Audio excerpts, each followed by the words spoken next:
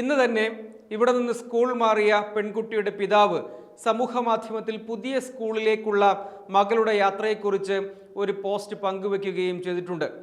അതിനിടെയാണ് ഈ Saint Reetha school, അതായത് വാർത്താ സമ്മേളനം നടത്തവേ അവരുടെ ദൃശ്യങ്ങളും പ്രതികരണത്തിന്റെ ശൈലിയും ഒക്കെ വലിയ തോതിൽ ചർച്ചയായ സെയിന്റ് റീത്ത സ്കൂളിന്റെ പ്രിൻസിപ്പൽ സിസ്റ്റർ ഹെലീന ആൽബി, അവർക്കൊരു പുരസ്കാരം ലഭിച്ചതും സമൂഹ മാധ്യമങ്ങളിൽ വലിയ ചർച്ചകൾക്ക് വഴി തുറന്നിട്ടുണ്ട്.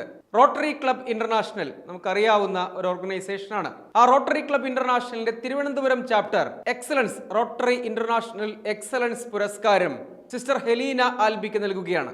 മികച്ച പ്രിൻസിപ്പളിനുള്ള പുരസ്കാരമാണ് നൽകുന്നത്.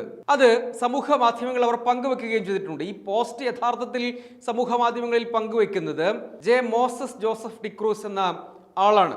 അദ്ദേഹം ഈ റോട്ടറി ക്ലബിന്റെ ഒരു പ്രതിനിധിയാണ്.